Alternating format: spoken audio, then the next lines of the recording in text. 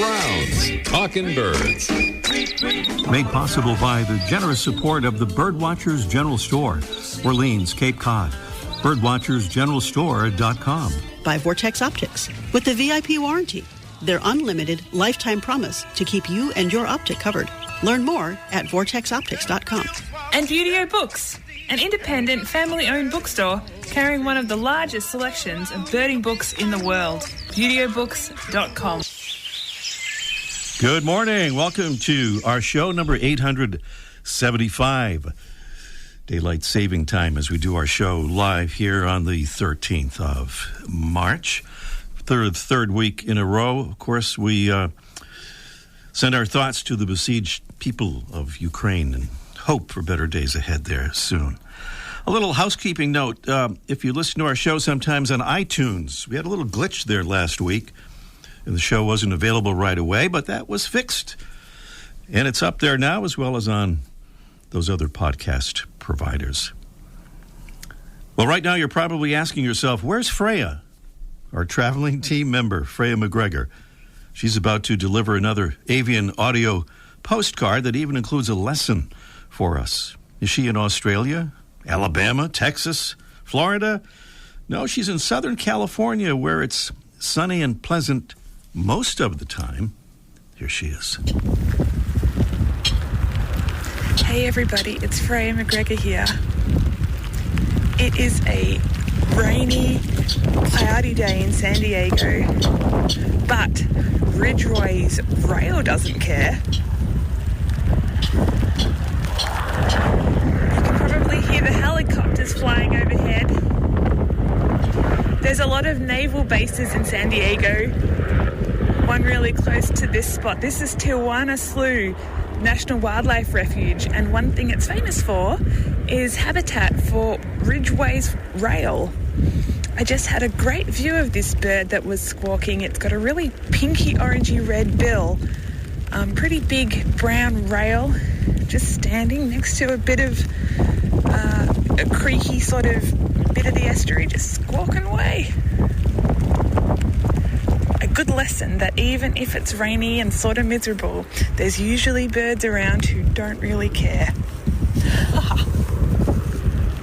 Okay, bye. Okay. Thank you, Freya. Well, as you can tell from her accent, Freya is from Australia. And here's something pretty cool about another traveling Australian birder, Millie Formby, who wanted to better understand life as a bird, so she learned how to fly. Not by growing wings, but by getting her pilot's license. And she's about to take off soon on a more than 12,000-mile trip around the coast of mainland Australia in an ultralight aircraft. First woman to do it, it's believed. And then her dream is to fly from Australia to Siberia. And it's all to raise awareness for the critically endangered bar-tailed godwit, that large wading bird that's become famous for flying nonstop between New Zealand and Alaska. And we'll have Millie on our show soon to tell us more about it.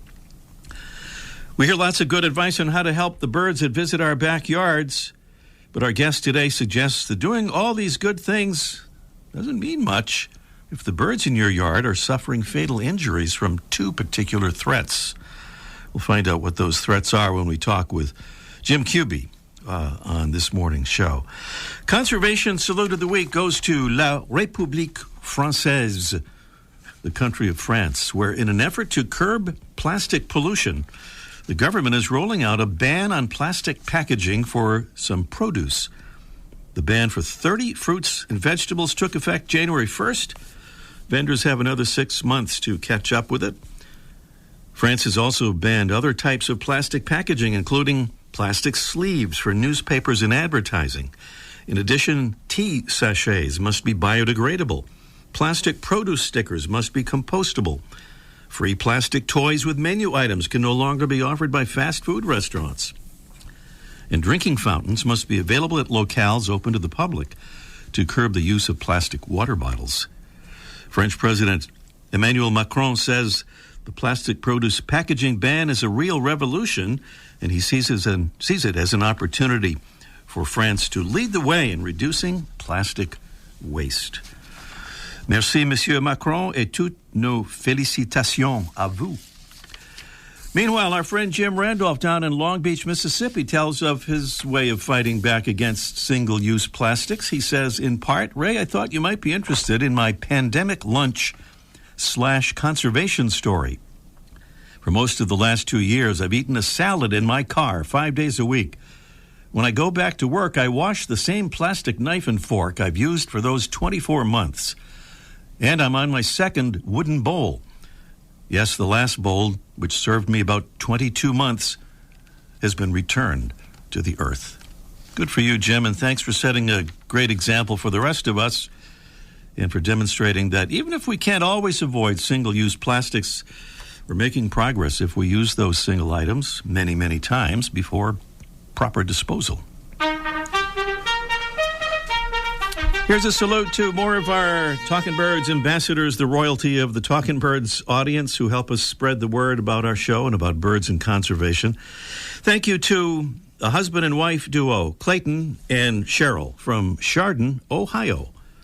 Cheryl says, I love to see tufted titmice and chickadees and cardinals, and thanks for your reporting.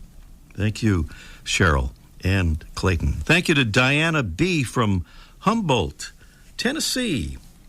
Thank you so much, Diana, for becoming an ambassador. I think we're going to hear from another Tennessee Talking Birds ambassador in a little bit here this morning. We're truly grateful for the support of our listeners who become ambassadors and help us get the word out. Easy to do. Just go to the Get Involved tab at talkingbirds.com to sign up. Here's a bird with kind of a distinctive sound, if you can hear it. Give it a chance here. It's a preview of our mystery bird contest coming along later in the show. It's a small songbird with a yellow head and underparts, a black line through the eye, and bluish-gray wings with 2 white wing bars. Our bird winters in the tropics and breeds over the northeast quadrant of the U.S. pretty much, and down into parts of Alabama and Georgia, found in open woodland areas and forest clearings where its food consists mainly of insects. It famously hybridizes with another small songbird to produce a species with the first name Brewster. That's a clue in the sound of our bird. We have beautiful prizes here from Droll Yankees' gorgeous sunflower seed feeder, the new generation sunflower seed feeder. Droll Yankees, now part of the great classic brands. And we have Birds and Beans coffee prizes on our mystery bird contest coming up in a bit. Meanwhile, also on our show today, Jim Cubey, Mike O'Connor will be with us too. And now, a bird that's causes much excitement down in the big state of Texas, as a common cuckoo caused last year in the little state of Rhode Island, is today's featured feathered friend. Presented by Birdwatching Magazine. For more than a quarter century, Birdwatching has been North America's premier magazine about wild birds and birding. At first glance, our featured feathered friend looks a bit like a miniature peregrine falcon. In flight, it's said to resemble a white-collared swift. In December 2021, the first ever recorded U.S. sighting of this bird occurred at the Santa Ana Wildlife Refuge in Hidalgo County in the Rio Grande Valley of Texas. The bird is the Bat Falcon. Bat Falcon adults have a black back, head, and tail. They're creamy white on the throat, upper breast, and sides of the neck, with a black lower breast and belly that are finely barred in white, and with orange thighs. The falcon in Texas is thought to be a juvenile because of the buff-colored throat and chest barring. Bat falcon adults measure about 9 inches in length, with a wingspan of 18 to 19 inches, a bit smaller than a merlin.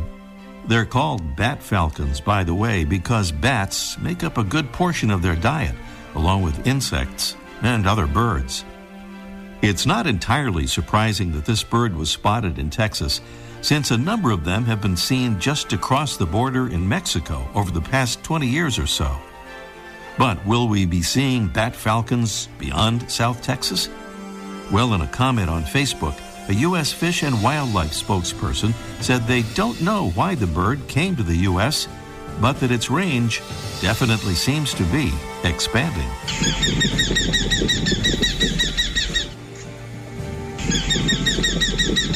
The Bat Falcon, Falco rafigularis, today's Talking Birds featured feathered friend. Welcome again to our show, number 875. And just a reminder about that website where you can find lots of other stuff like our Facebook and Talking Birds Flock and Twitter and Instagram and all that stuff, and lots of information there. TalkingBirds.com is that website. Well, Jim Cubey's resume includes time as chief counsel for the United States Senate Agriculture Committee. He's now policy outreach consultant for the Ornithology Center at Muhlenberg College in Allentown, Pennsylvania. And he joins us right now this morning from Arizona. Good morning, Jim. Well, we're not hearing Jim. I think we've got him cranked up here, but Good morning. There you are. Good. Okay, Good. Well, you're all the way in Arizona, so we that's right. Shouldn't That's expect right. to hear you right away like that. So, Jim, this was, I believe, a Facebook posting recently that you made, and there's a provocative headline. It says, a doctor would never counsel his patients like bird organizations advise homeowners. What is this bad advice that we're getting, Jim? Well, if you went to the doctor and you smoked 3 packs a day, and you came home and told your wife, well, he told me to walk a lot, and he told me to eat better, she'd say, did he tell you anything else? No. Really? The doctor should have told him that the one thing he had to do was to stop smoking. All the others don't matter because smoking kills him. Now, really, it's the same way with birds. How you manage your backyard is very important from a bird point of view. We only have 7 billion birds left. When I started birding, we had 30% more than that. In your backyards cause something between 1 billion and 2 billion, about 1 billion deaths per year. I know that's a staggering number, but it's been vetted and peer review articles and so forth. And the reason is our windows kill birds and outdoor cats kill birds. Many people, everybody pretty well understands that cats do it, but some people just refuse to control their cats. But windows is something many people don't know about. There's 40 years of research that shows basically birds hit windows. We don't know how they think. The only explanation, other than that they don't see windows, is they're committing mass suicide. And that's not very likely. Not likely. They simply do not see windows, crash into them. And about at least two birds are killed at every house. And if you feed, it's 4, 6, or 8 birds. Now, if you go online and say, what should I do to protect birds in my yard, you'll get a whole list of things. And I use the number 10, but it's like add water, add cover, stop using pesticides, and so forth. Now, all of these are good things, but they really divert us from doing the 2 things that actually save birds today and tomorrow. And they are preventing window collisions and keeping your cat inside. Now, preventing window collisions is inexpensive and easy to do. At my site, birdfriendlyyards.net/protectbirds, I have a consumer guide that gives you real good advice on how to do it. We need to do this, my friends. It's not just a matter of numbers. It's also a matter of compassion. You would never you'd never bring home a pet from a pound and put it in the backyard where it's likely to get killed, would you? No. It's the same with birds. We invite them into our yards, and we have to treat them with the same kind of compassion. And so you're sitting there watching these birds, and some of those birds, about 2, 4, 6, are going to die, hitting your windows. And my friend's cats is even a bigger problem. And I'm talking about home cats, not feral cats. Well, we know about the cat problem, and a lot of people kind of feeling like their cats are not doing this, even though they probably are. But in terms of the window crashes, people might not believe that birds are crashing into their windows because they don't find any dead birds in their yard. But there are good reasons for that, right? Yes, there are two reasons. First is it takes a part of a second for a bird to hit a window. And you're not there during the daytime most of the time. Even if you're retired, you're in the other room most of the time.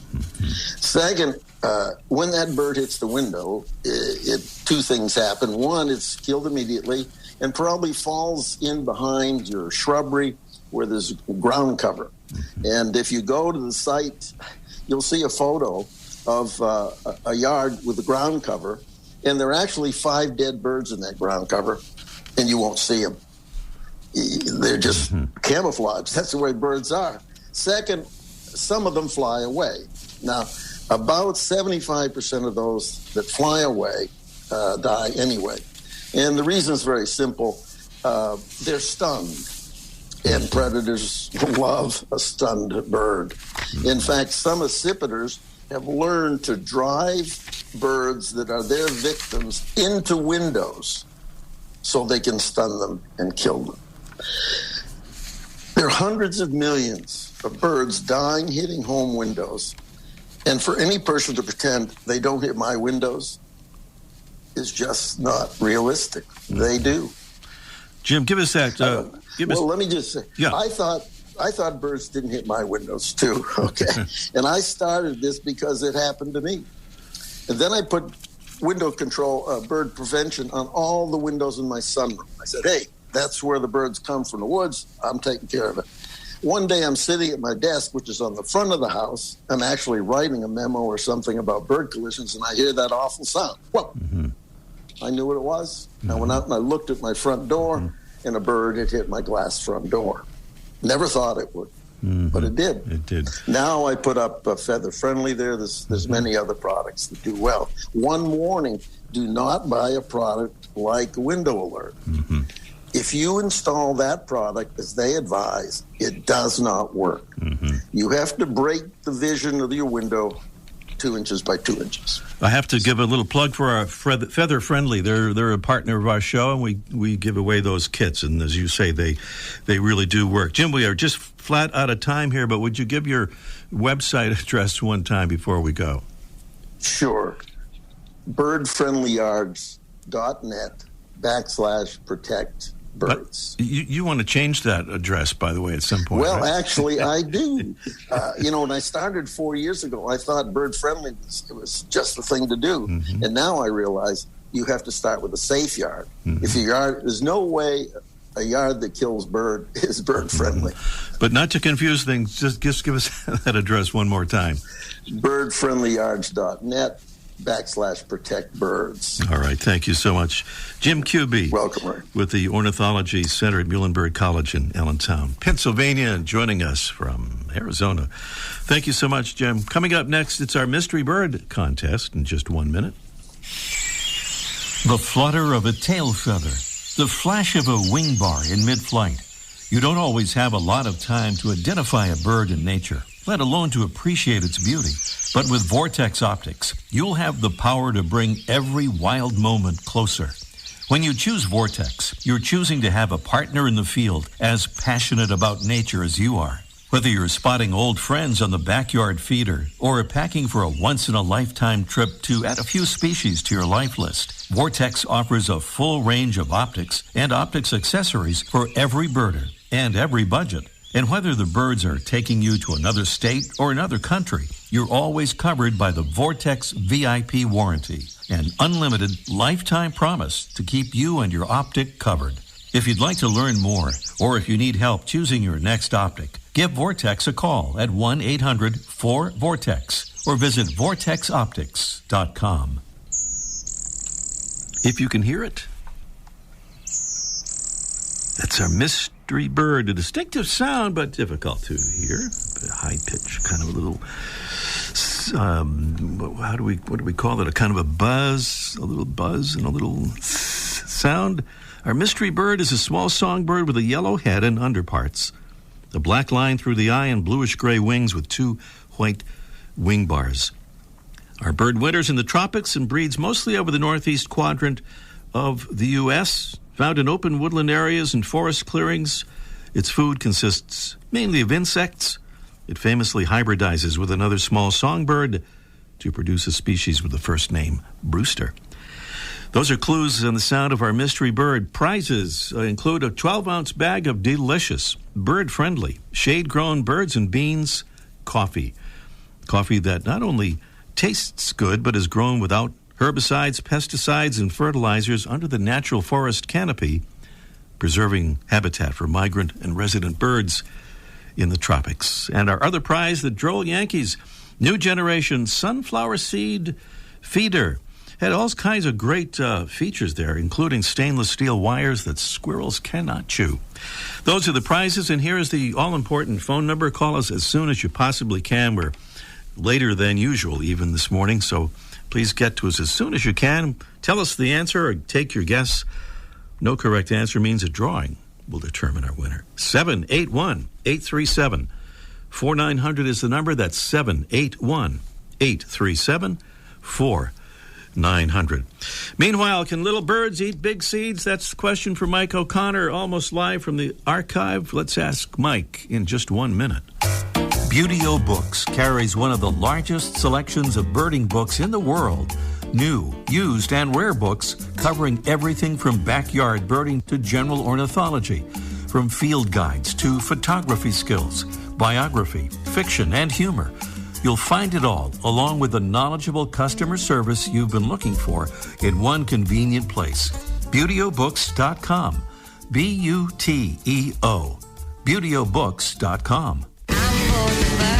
My name is Rochelle Backer, and I live in Arlington, Tennessee. I became a Talking Birds ambassador because I love to talk to other people about birding, and I wanted to introduce them to Ray Brown's Talking Birds. I struck up a conversation with a gentleman while looking at bird baths. He started sharing stories about his hummingbirds. I could tell he was really excited about birds, so I told him about the show and handed him a couple cards.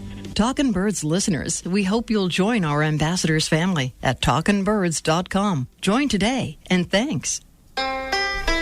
Mike O'Connor is down there at the Birdwatchers General Store, Orleans, Cape Cod, where he's trying to convince people that little birds really can eat big seeds. At least I think that's what he's trying to do down there. Mike, good morning. Yep, that's what I do every day. But first of all, I want to congratulate you on getting your official chef. That's long overdue, man. That's going to separate you from all the other radio shows. Right, yeah. How come we never thought of that before? I don't know. It's like a natural occurrence, I think. It does, yeah. Yeah, I think Dan is probably going to send us some food. I mean, he is the chef. I mean, wouldn't that be part of the deal? I think you better. I'm looking forward to it. That's where we should start anyway. And speaking of eating, you know, all day long folks come in and they want to get a bird feeder. And they ask me what seed, and I say the same thing every time. You know, sunflower seeds will get you the most birds, and I stop them in their tracks. I go, no, we want to get the little birds. Yeah. And they can't seem to wrap their head around that. The little birds like the big sunflower seeds as well. They've got more nutrition, more energy than the smaller seeds, but they can't figure out how they open them. And basically, the chickadees, which probably will come first, they have no trouble. They grab the seed. And because they're chickadees, they don't hang around the feeder. They take off, and they go off in the bushes, and then they put it between their paws or their claws, not paws, and they just hammer them open, bang, bang, bang. They get the shell off, and then they take the little pieces of the sunflower seed, and they eat them. And people don't see that often because the birds take off, but that's how they do it. And then when the nuthatches come in, they'll grab the seed and go. But because nuthatches' feet are long, you know, they look like they're on like skis almost because their feet are so long. They can't do the same thing. So what a nuthatch will do is fly off and go to a crevice in a tree or under a piece of bark and jam the seed in there. And then, again, hack it open or hatch it open, hence the name nuthatch, which that name comes from. So they open it. And meanwhile, the finches, these other two birds, chickadees and nuthatches, omnivorous, they eat seeds, but they also eat a lot of insects. So their beaks are thin for grabbing insects. Finches are mostly vegetarians, so they're just built for seeds. So when they land on the feeder, they don't have to fly back and forth. They just snap them open. Their bills are hard and kind of cone-shaped, got some tough edges on the side, and they snap them right open and eat them right on the spot. So those are the birds that like the big seeds, and so if you want There are a few birds that like the small millet, but those are mostly ground feeders like juncos and sparrows. And if you have a little millet, you can sprinkle that on the ground. But if you're doing a bird feeder, sunflower's the way to go, man. Sunflower it is. Black oil, right? Black oil. And let me know when that food comes in. I'll be over. We'll share. Thank you, Mike. Okay, talk next week. Birdwatching Magazine has a new membership program. Benefits include detailed bird ID articles from Ken Kaufman and David Sibley, tips and stories about bird photography, access to quarterly e-workshops on identifying and photographing birds, and complimentary print and digital subscriptions to Birdwatching Magazine. Learn more at birdwatchingdaily.com/memberships. We'll get back to our mystery bird contest, but I should just mention the chef that Mike was referring to. That's our friend Dan Luckman from up in Peterborough, Ontario, Canada. He's a chef there, and a while ago we asked him if he'd like to be the Talking Birds official chef, and he said yes. And we still haven't figured out how to make that happen, or what should we do about that, but we're going to get back to Dan shortly. Meanwhile, we're back to the mystery bird contest. Here's the bird. 781-837-4900 is the number. Dawn is in Quincy, Massachusetts. Good morning, Dawn. Good morning. Good morning. What do you say, Dawn, on that mystery bird there? Just taking a quick guess. Yeah. American goldfinch. American goldfinch is the quick guess. It's got that yellow going on there for sure, but that would not actually be our mystery thank bird. you. Thank you, Dawn. We go to Megan in Mountain View, Arkansas. Good morning, Megan. Good morning. Good morning. What mountain are you viewing there? Is that quite a few of them? Yeah. What is the range there? The mountain range then? It's part of the Ozarks. Part of the Ozarks. Okay. Beautiful. Mountain View, Arkansas. Sounds pretty nice. Well, what about our mystery bird, Megan? You heard some clues and such there. What do you think? I think it's a blue-winged warbler. That is, you're some good thinking there, right? That mountain air has you thinking very clearly. I can see that. Absolutely right. The blue-winged warbler is correct. And we have time for a bonus question, I think. If you'd like to try it, you could win a nice wisdom supply packet if you win this or get this right. So this is kind of an oddball question, but here we go. The 19th and 20th centuries, plural, colloquial names for a North American shorebird included bullhead, field plover, greenback, muddy belly, and prairie pigeon. Which bird is this? Is it A, the American golden plover, B, the black-bellied plover, C, the purple sandpiper, or D, the very rare green-backed, muddy-bellied, bull-headed prairie plover pigeon? It would be one of the four there. What do you think? It's a the golden plover? The American golden plover. I think we're going to give you some more applause here again. Yes. Nice work. The American golden plover. So you're a double winner here, Megan. Thank you so much. And we'll be sending those beautiful prizes out to you very shortly. Thank you. Okay. Thank you, Megan. Megan there in Mountain View, Arkansas, correctly identifying the blue-winged warbler as our mystery bird, and the American golden plover as that bullhead, field plover, greenback, muddy belly, prairie pigeon. Meanwhile, that is going to be it for our show this morning. We are just about out of time.